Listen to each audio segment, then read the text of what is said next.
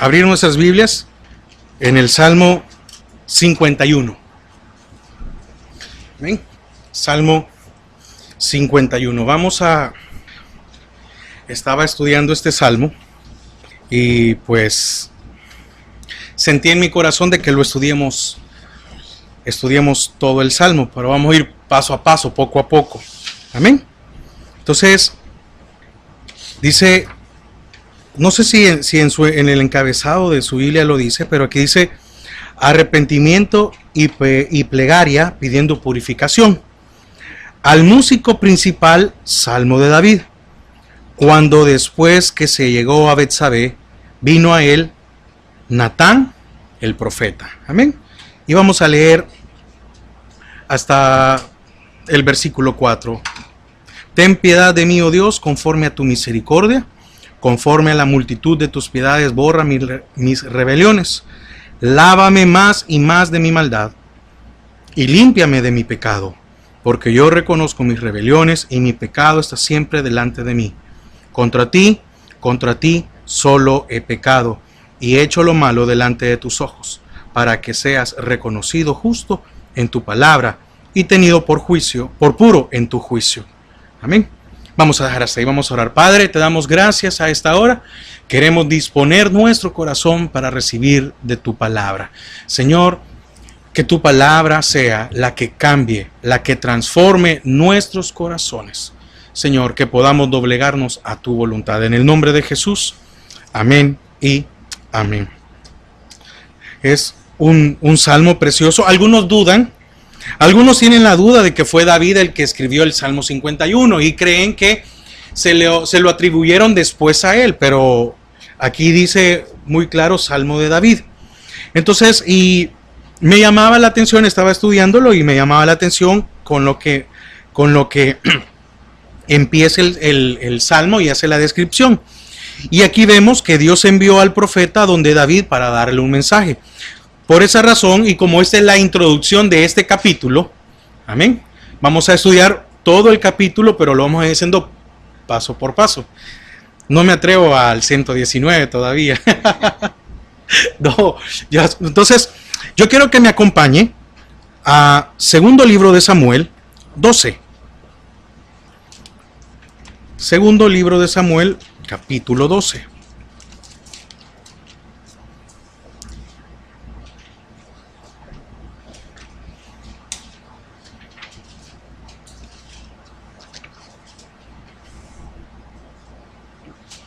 Vamos a leer del versículo 1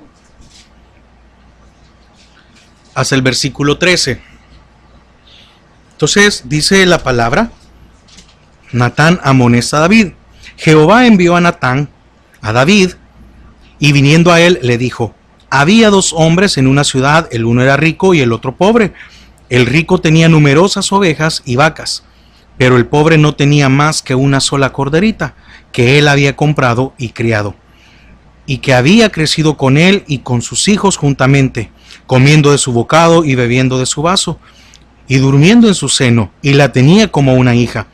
Y vino uno de camino al hombre rico, y éste no quiso tomar de sus ovejas y de sus vacas, para guisar para el caminante que había venido a él, sino que tomó la oveja de aquel hombre pobre, y la preparó para aquel que había venido a él. Entonces se encendió el furor de David en gran manera contra aquel hombre, y dijo a Natán: vive Jehová, que el que tal hizo es digno de muerte, y debe pagar la cordera con 4 tantos, porque hizo tal cosa y no tuvo misericordia. Entonces dijo Natán a David: tú eres aquel hombre, así ha dicho Jehová, Dios de Israel. Yo te ungí por rey sobre Israel, y te libré de la mano de Saúl, y te di la casa de tu señor y las mujeres de tu señor en su seno. Además te di la casa de Israel y de Judá, y si esto fuera poco, te habría añadido mucho más. ¿Por qué? Pues tuviste en poco la palabra de Jehová, haciendo lo malo delante de sus ojos. A Urías Eteo heriste a espada, y tomaste por mujer a su mujer, y a él lo mataste con la espada de los hijos de Amón. Por lo cual ahora no se apartará jamás de tu casa la espada, por cuanto me menospreciaste, y tomaste la mujer de Urías Eteo para que fuese tu mujer. Así ha dicho Jehová, he aquí yo haré levantar el mal sobre de ti, de tu misma casa, y tomaré tus mujeres delante de tus ojos y las daré a tu prójimo, el cual yacerá con tus mujeres a la vista del sol. Porque tú lo hiciste en secreto, mas yo haré esto delante de todo Israel y a pleno sol. Entonces David dijo a Natán, pequé contra Jehová. Y Natán dijo a David, también Jehová ha remitido tu pecado, no morirás. Amén. ¿Por qué leí esto? ¿Por qué lees? Bueno, porque para que podamos tener un mayor contexto de lo que vamos a estudiar, de lo que vamos a meditar, por qué razón, en qué se está basando David para poder escribir el Salmo 51. Fíjese que en los pueblos antiguos, el rey podía hacer lo que quería. Si el rey quería una mujer, podía matar al esposo y quedaba impune. No había ningún problema. Estamos hablando de los pueblos, los otros reinos. Entonces, esto fue lo que Abraham temió cuando fue a Egipto. Y le dijeron, y él dice, di que tú eres mi hermana. No vayas a decir que eres mi esposa, pues di que tú eres mi hermana, porque te van a tomar y me van a matar. Entonces, esto era normal, pero en los otros pueblos, no en Israel. Es muy diferente. Entonces, los pueblos tenían una doble norma. ¿Y esto qué quiere decir? Bueno, que los reyes le podían quitar la vida a cualquiera de los súbditos. Y podían tener muchas mujeres. Además, podían tomar la mujer de tomar su propiedad, cualquier cosa que a ellos les pareciera, aún a costa de otros ciudadanos. Y siempre iban a quedar impunes, mas no el pueblo. Estoy hablando de los paganos, ¿verdad? Quiere decir que el rey, en esos pueblos paganos, el rey tenía la potestad de hacer lo que él quisiera, mas no los súbditos. Los súbditos no era que iban a ver a una mujer y decían, esta la quiero, me la voy a llevar. No, solo el rey, no los súbditos. Entonces, pero ¿qué es lo que el Señor había dicho o qué les había dado de orden a Israel? Bueno, les había dado normas en las cuales ellos tenían que vivir con esas normas que el Señor ya había establecido o les estableció. Les dijo, no matarás, no codiciarás, no te gustará o no querrás la mujer de tu hermano, etc. Entonces, en ninguna otra nación, también es algo que tenemos que valorar, en ninguna otra nación un profeta podía confrontar al rey. En ninguna otra nación, ¿por qué? Porque los mataban. Nadie se podía levantar. Pero como aquí no era en el orden de Dios, no es el hombre el que domina, sino que es Dios. Por eso es que Natán pudo ir delante del profeta y decirle, mira, y fue, ya lo vamos a ver más adelante, y llegó y entró donde él. Entonces, ningún otro profeta en otra nación podía cuestionar la ética o los hechos de un rey. Nadie. Amén. Entonces, eso no se miraba en otros lados. Y lo vemos que sí se da en Israel, porque el profeta llega. Bueno, de hecho, cuando Samuel vivía, llegó y le dice a Saúl, ¿qué has hecho? ¿Qué has hecho? Ya quedaste fuera, ya el Señor ya te desechó. ¿Qué has hecho? Le dijo. Entonces, Natán, como servía a Dios y no al rey, amén, es la diferencia, ¿verdad? Llegó donde David y lo confrontó, porque ya lo leímos. Por eso, antes de que empecemos a estudiar más, me llama la atención. Entonces viene y le dice, tú eres. Y si nos damos cuenta, en el versículo 5, fíjense, David, entonces se encendió el furor de David en gran manera contra aquel hombre. Ya se le había olvidado entonces, ¿verdad? Es decir, ya se le había pasado de que él, no sé si a usted le pasa igual, pero lo digo por mí, cuando yo me he equivocado en algo, híjole, mano, uno anda como que, y aunque nadie más sabe, muchas veces uno anda como avergonzado, como callado, no dice nada. ¿Y qué te pasa? No, nada, tranquilo, no, todo bien, etcétera. Pero aquí a David como que ya se le había olvidado lo que había hecho. Entonces, este profeta tenía que tener una solvencia. Primero, para que Dios le hablara al profeta. Y segundo, porque Dios lo enviaba. Ahora le pregunto, ¿usted cree que David sabía que Dios había enviado a Natán? Sí, sí sabía. Es decir, venía el profeta, entonces decía, ¿cómo le iba a decir, salte, no te voy a atender? Si llegaba el profeta es porque sabía, David sabía quién lo enviaba. Entonces, ahora, ¿qué sucede con David? Bueno, a David se le olvidó que no podía hacer algo fuera de la voluntad de Dios. Se le olvidó. Hizo lo que quiso. Primero, ahí mismo en segundo libro de Samuel, en el capítulo 11,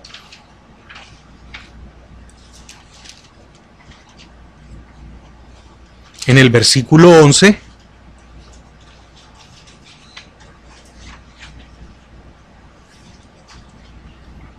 y Urías respondió a David, el arca de Israel y Judá están bajo tiendas, y mi señor Joab y los siervos de mi señor en el campo. Pero, bueno, sí, entonces, este creo que no era el versículo que quería leer. Pero en el 27. No, perdón, me equivoqué yo. Es el principio.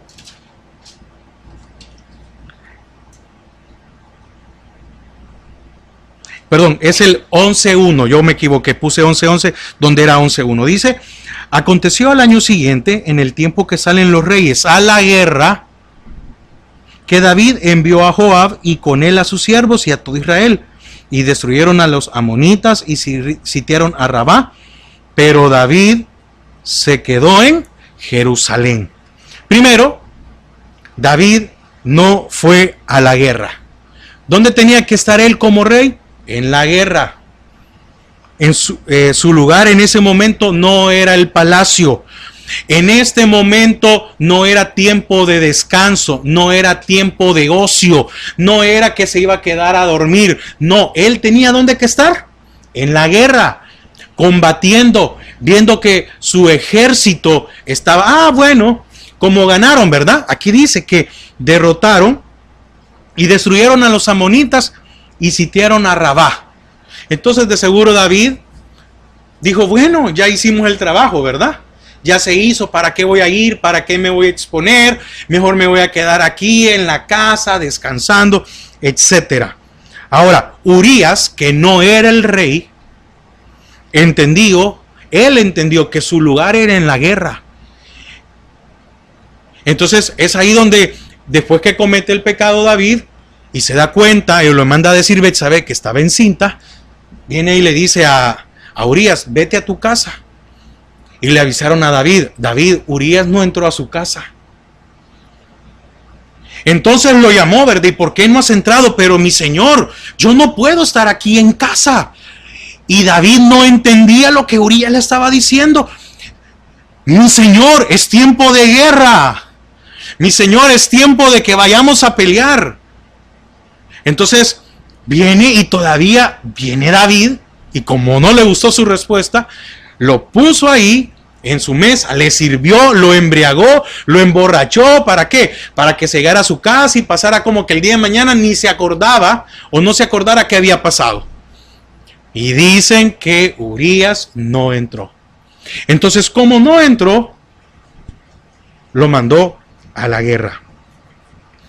El descuido de David, por llamarlo así, no empezó cuando él subió a la azotea. Porque hoy sí, el versículo 11. Y sucedió, 11:2, perdón. Y sucedió un día al caer la tarde que se levantó David de su lecho y se paseaba sobre el terrado de la casa real. Y vio desde el terrado una mujer que se estaba bañando, la cual era muy hermosa. Envió David a preguntar por aquella mujer y le dijeron, aquella es Betsabé, hija de Elián, mujer de Urías Eteo. ¿Urías Eteo era un desconocido para David? No era ni un desconocido. Entonces, el descuido de David, por llamarlo así, no empezó cuando subió a la azotea. Empezó antes, cuando se quedó en el palacio, donde no debería de estar, cuando se confió en lo que habían logrado. Entonces, ¿qué quiere decir esto? Que nosotros tenemos que tener el cuidado de no descuidar nuestra vida espiritual. ¿Por qué? Porque ¿qué lo llevó a hacer todo eso? Ahora vemos el capítulo 51 de los Salmos y vemos que es un salmo precioso pidiendo perdón. Pero qué triste es, ¿por qué llegó a eso? Amén. Entonces, ni tampoco fue cuando veo a Betsabé bañándose. Ahora, déjeme pensarlo de esta manera. ¿Será que Betsabé sabía a qué hora salía el rey? ¿Será que también, pero eso no es el punto aquí? ¿Será que Betsabé miraba dónde se ponía el rey y quedaba ahí a la vista? Etcétera. Bueno, ahora, no solo la codició, sino que la llevó a su casa. Me llama la atención algo. David, por ser rey, no se escondió.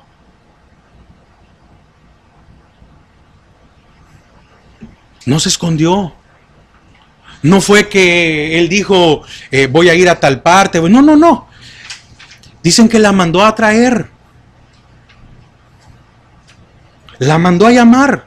Ahora, si no se escondió David en hacer esto, ¿no será que él ya había empezado un descenso?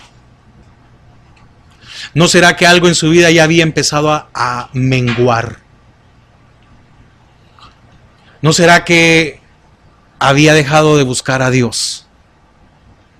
¿No será que había dejado de entrar al lugar, al arca, donde estaba el arca? ¿No será que había dejado de adorar? ¿No será que ya había dejado de hablar con Dios? Porque como rey, es que atreverse como rey a mandarla a traer. Tráiganmela. Era el rey, quiere decir que no le importó. ¿Qué quiere decir esto? Por eso le comenté lo anterior. Quiere decir que empezó a comportarse como los demás reyes. Creyó que él estaba por encima de la ley de Dios, que estaba por encima de la autoridad de Dios, creyó que como era el rey podía hacer lo que quería. Se le olvidó que a quien lo gobernaba o lo debería de gobernar o quien lo debía de guiar a él era el Señor. David no podía excusarse en decir que el Señor no le había hablado, no podía excusarse de que no conocía a Dios. Es decir, David no tenía ninguna excusa. Entonces, ¿cuántas veces había hecho esto David? Es decir, en hecho de que cuántas cosas había hecho para que sus súbditos no se escandalizaran. Porque no vemos que ninguno de los súbditos aquí le dice, David, mi rey, ¿qué está haciendo? Es más, le ayudaron. David, mi rey, Urías no entró a su casa. Y aún cuando llegó y lo embriagó, le volvieron a decir, mi rey, Urías no quiso entrar a su casa. No sé si me doy a entender con esto. Es decir, es increíble, ¿verdad? Entonces, es necesario que cuidemos nuestra vida. Porque, bueno, si no el Señor ajustará cuentas con nosotros, como lo hizo con David. Ahora, dice ahí en el enunciado del capítulo 51 que llegó Natán, ¿verdad? El profeta. ¿Qué quiere decir esto? La reprensión de Dios siempre llegará. Nosotros podemos creer de que podemos hacer las cosas y hacerlas en oculta y creemos que ya estuvo, nos libramos. Probablemente ya había pasado cierto tiempo, ¿verdad? Ya había pasado cierto tiempo desde el pecado, desde la muerte de Urías. Es más, el niño enfermó, entonces ya había nacido, ya había pasado un tiempo. Y a David se le olvidó. Se le olvidó a David lo que había hecho. Quiere decir que se había acostumbrado a vivir de esa manera. Es decir, ya fue algo, es parte de mi vida. Sin ningún problema. Los que estaban a su alrededor Probablemente muchos se habían dado cuenta de dónde estaba. Entonces, pregunto, ¿tenía Dios que detener a David antes de que pecara? No, porque David ya conocía a Dios. Por tal razón, no lo detiene para pecar. No, muchas veces, Señor, ¿y por qué no me detuviste? No, discúlpame, ya conoces mi palabra. Ya si tú lo hiciste, ya fue porque de tu concupiscencia, de lo más profundo, de tus deseos. Y el Señor nos recuerda, ¿verdad? Que no, que primero pecamos aquí y cuando ya lo hacemos es porque ya pecamos en nuestro corazón, ya pecamos en nuestra mente. David, no solo como rey, sino como israelita, porque él nació siendo israelita, él no nació siendo rey. Debía de vivir bajo las normas de Dios, primero como israelita y más aún como rey. Él no podía actuar, él por ser rey de Israel y estar bajo el gobierno de Dios, él no podía, él no estaba eximido de las normas y de las leyes. No estaba por encima de las cosas. Entonces, además, ¿usted cree que David era ignorante de la ley? No, si se la podía. Cuánto amo tu ley, ¿verdad? Lámpara es a mis pies tu palabra. Sabía. Entonces hay que tener cuidado. ¿Por qué? Porque podemos conocer su palabra y aún así tirarnos de boca. Entonces, por esta razón, David no tenía ninguna excusa delante de Dios. Me llama la atención, empecé a desarrollar alguna parte, yo dije vamos a empezar, pero me llamó la atención cuando vi Natán el profeta. Entonces, que no se nos olvide, la reprensión de Dios siempre va a llegar, el juicio de Dios siempre va a llegar a nuestras vidas. ¿Por qué? Porque no somos ignorantes de su palabra. Es que nadie está por encima de la palabra de Dios. Nadie. Nadie puede decir, bueno, es que como yo soy ministro, es que como... No, nadie. ¿Por qué? Porque ante el Señor somos iguales. Amén. Ahora, dice que Dios envió a Natán. Natán significa dar, o dado, o ha dado, poner, hacer. Pero fíjese, pero este nombre tiene muchas aplicaciones. ¿Cómo qué? Natán. Natán el profeta. Abrir, arremeter, cargo, colocar, componer. Quiere decir que Dios sabía a quién estaba enviando, ¿verdad? Es decir, en su nombre. Es decir, Natán. Convertir, cuidado, culpa o culpar. Dejar, echar, encomendar, entregar. Mire, yo creía que solo era un nombre, no, y todos los significados que tiene. Establecer, hacer, imponer, humillar, presentar, reducir, rendir, repartir, restituir, sacar, señalar, someter, suspender, traer, vengar o venganza. Eso significa Natán. Entonces, ¿a qué llegó Natán? A abrir lo que por un tiempo David había querido ocultar. Y le dice, como tú lo hiciste en oculto, quiere decir que ¿quiénes sabían? Los que estaban a su alrededor, el pueblo no lo conocía. Entonces dice, como tú lo hiciste en oculto, yo lo voy a destapar. Y todos se van a dar cuenta de lo que tú has hecho. Y todos van a ver lo que vas a pagar, lo que vas a cargar, la humillación que vas a tener.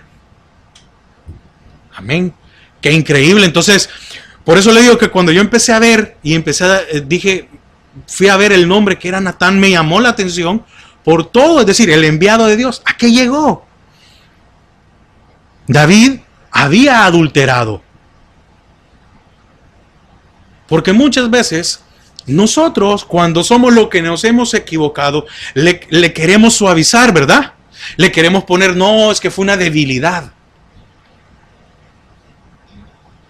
Pero llegó y le dijo, ese eres tú. ese, cuando dice, ¿verdad? Y dice que se enfureció y el tal, ves, esas mismas palabras, es que has sido tú. Fíjese, no solo la miró y la codició,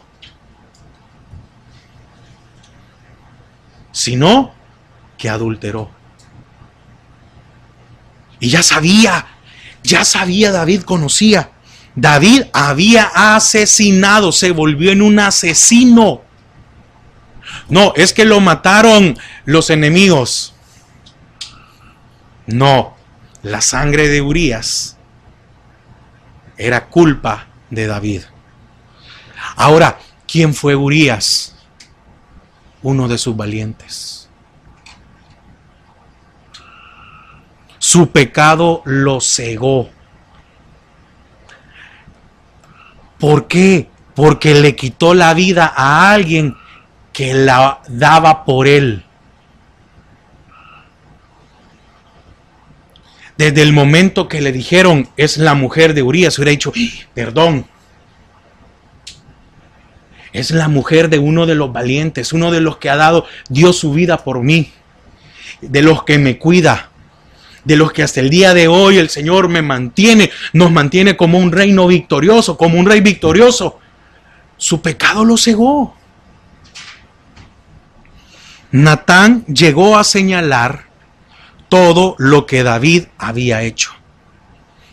Por eso digo, su reprensión siempre va a llegar, siempre. Pero esta es solo la introducción para que podamos comprender lo hermoso de este Salmo 51. ¿Por qué?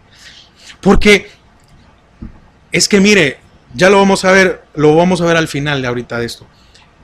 David se arrepintió. Pagó las consecuencias. Es decir, las consecuencias no se las quitó, pero se arrepintió. Entonces, a David, quien lo humilló, fue su pecado. No fue Natán. ¿Por qué? Porque si él no hubiera pecado, había algo por lo cual había que humillarlo. No. ¿Por qué fue humillado? Porque él escondió.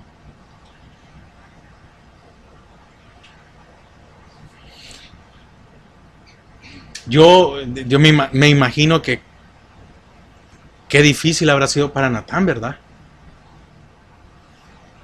Pero como sabía quién lo enviaba, bueno, voy a ir y voy a dar.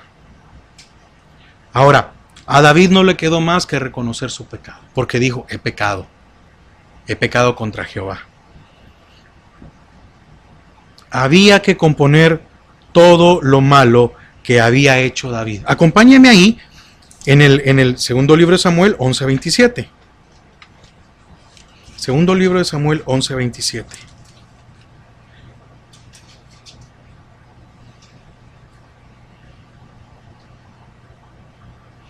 Y pasado el luto, envió David y la trajo a su casa.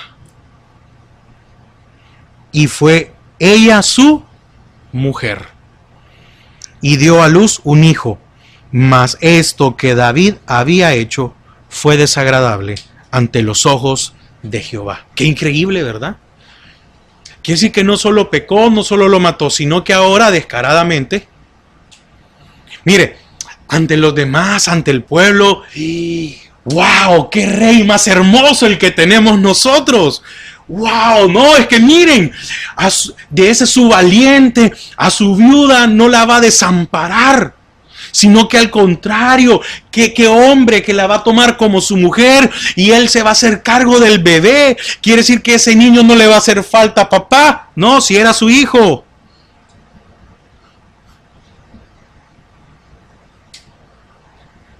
Había que componer todo lo malo que había hecho. Y aquí dice, mas esto que David había hecho fue desagradable ante los ojos de Jehová. Entonces, era necesario que llegara alguien ¿a qué? A abrir, a arremeter, a humillar, a señalar, a someter, a suspender, a convertir, a componer. ¿Quién? Natán. Era necesario que llegara. Ahora, ¿quién es nuestro Natán? El Espíritu Santo. Ahora el Espíritu Santo es el que nos tiene que redarguir de todo pecado. Entonces es necesario que no perdamos al Espíritu Santo, que no lo contristemos, porque cuando el Espíritu, mire, es que el Espíritu nos avisa. Es tiempo de guerra. ¿Qué estás viendo? ¿Qué estás codiciando? ¿Qué has mandado a pedir? Etcétera. Amén. Entonces a eso llegó Natán, a componer todo lo malo que había hecho David. ¿Qué necesitamos nosotros? Que el Espíritu Santo componga todo lo malo que hemos hecho. ¿Hay que pagar un precio? Sí, hay que pagarlo. Ahora, el profeta. Probablemente David, al ver a Natán, esperaba una visita cordial. Es que a David ya se le había olvidado. ¿Quieres ver al niño? Mira cómo ha crecido el niño, igualito a su padre Urías. Muchas veces nosotros queremos esconder el pecado, convertirlo, ¿verdad? Ya está creciendo el niño, está bien. Ya se le había olvidado todo lo que había hecho. Ahora, ¿quién es el profeta? El profeta, en este caso, Natán era el portavoz de Dios. Natán llegó porque Dios lo enviaba. En algunas traducciones, el profeta es un vidente, alguien que se podía comunicar con Dios, hablando de los verdaderos profetas. Amén. Porque estaban los falsos profetas. Bueno. Ahora, debemos notar, o esto nos hace notar, o nos hace ver, de que David había perdido comunicación con Dios. ¿Por qué? ¿Por qué llegó Natán? ¿Será que David había dejado de adorar en el arca? ¿En la tienda?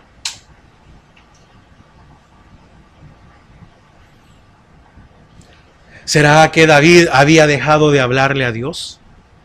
¿Será que David había dejado de orar? ¿Será que David había dejado de congregarse? ¿Será que David había dejado de leer su palabra? ¿Por qué? Porque él sí sabía que tenía algo oculto, un pecado. Yo le pregunto, ¿David necesitaba a alguien más para comunicarse con Dios? No, nunca lo necesitó. Es más, amén. Es más, él allá estaba en las montañas y dice que si fuese león o fuese oso, dice que él los destruía, los hacía pedazos. ¿Por qué? Porque el Señor estaba con él. Él adoraba.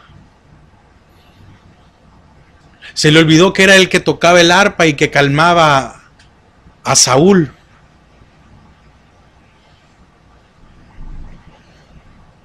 ¿Por qué él ya no se acercaba a la tienda? ¿Por qué ya no llegaba a adorar? Porque su pecado limitaba su entrada a la presencia de Dios. Amén. Entonces, la palabra del profeta era un mensaje claro y directo de parte de Dios. ¿Y con qué le llegó? Le recordó, ¿verdad? Que él había sido pastor. Mira, fíjate que sucedió esto y esto. ¿Qué? Se enfureció, se enojó. El tal muera y que pague 4 veces. Entonces, Jehová fue el que envió a Natán.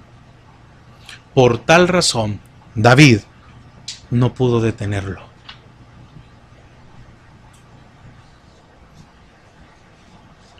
Es preferible pasar la humillación, pero no ser destruidos. Es preferible pasar la humillación, pero ser perdonados y tener una oportunidad.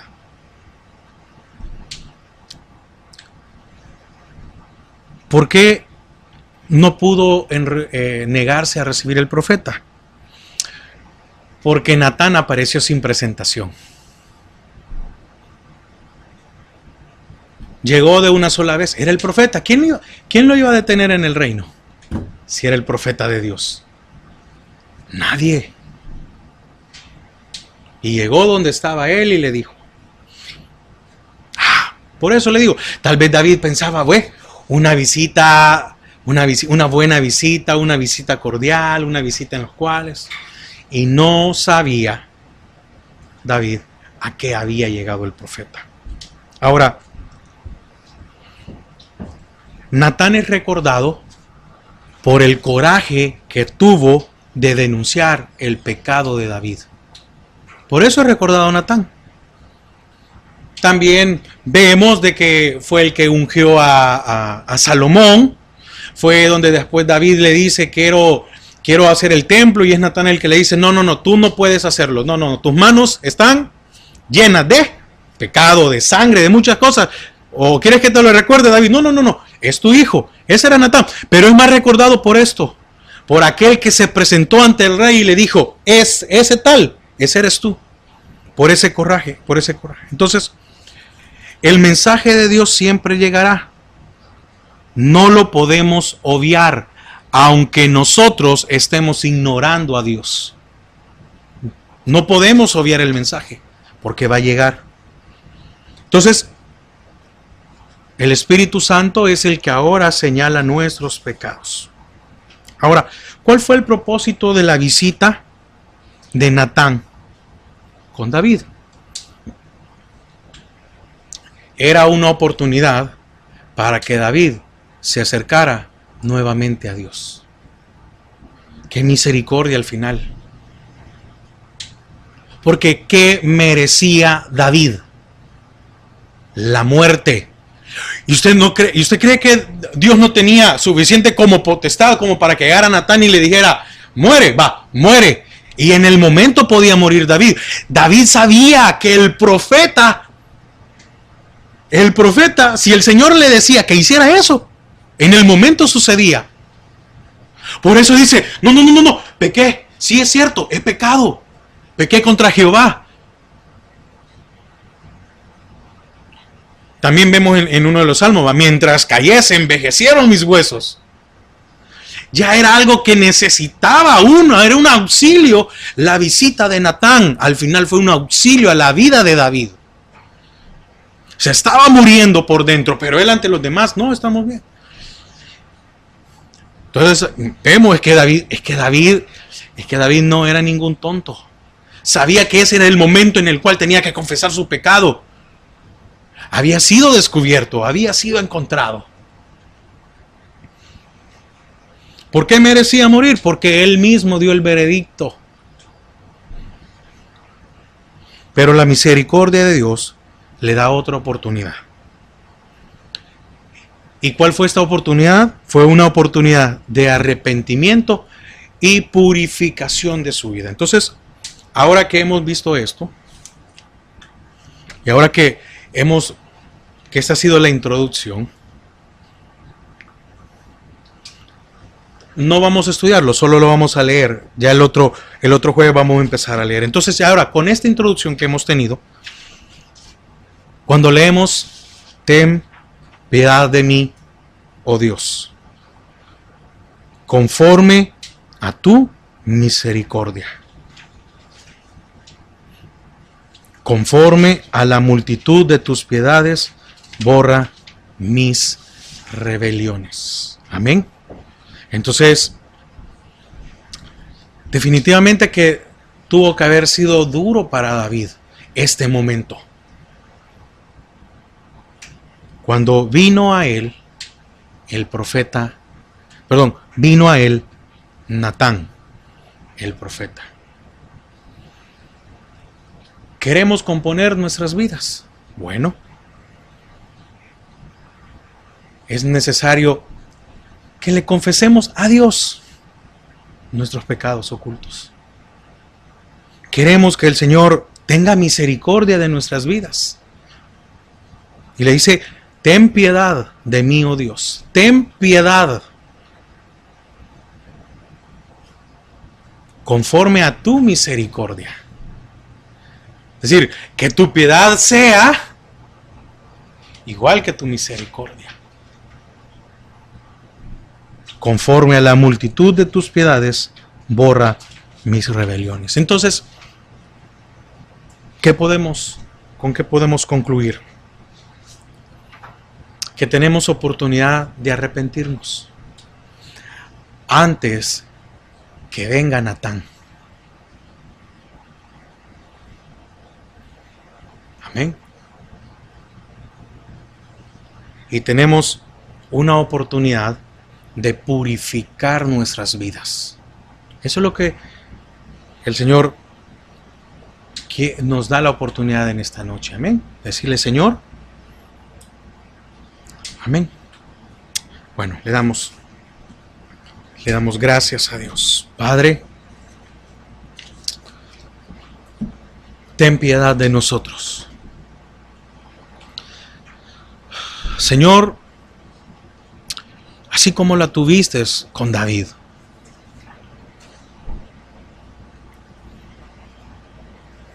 Señor, ¿cuántas cosas habrán ocultas de que aún nosotros ya nos olvidamos? Oh Señor, hemos llegado al punto de poder vivir con el pecado. Tú nos das la oportunidad, Señor, de poder hacerlo únicamente contigo antes que venga Natán. Antes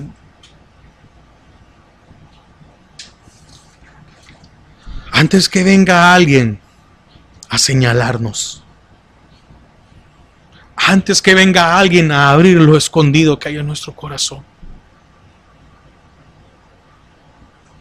Señor, convierte nuestro corazón.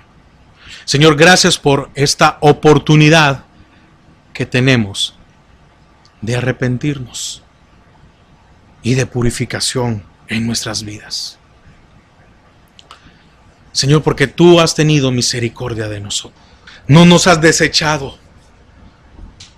Señor, porque si estamos aquí es porque tú, Señor, no nos has eliminado, no nos has apartado, sino que nos has dado una nueva oportunidad de poder presentarnos. Señor, que nada ni nadie nos haga separarnos de ti, que tengamos cuidado de no quedarnos en el palacio, en la azotea, cuando es momento de guerra, cuando es momento de convertir, de cambiar nuestras vidas, cuando es momento de arrepentirnos y cuando es momento de purificar nuestras vidas.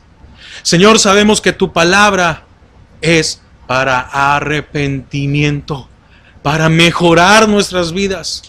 No es para señalarnos, no es para humillarnos, sino que tu oportunidad es de arrepentirnos y de purificar nuestros corazones.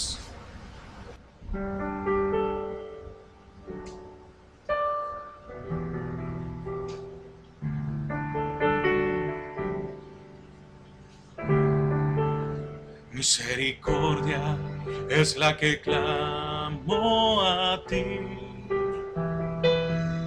por la cual estoy aquí. Misericordia es la que clamo a ti, la que me hace estar junto a ti. Y es por eso que he venido al lugar de santidad y no he sido consumido, aunque es mucha mi maldad. Y yo sé que es por tu misericordia.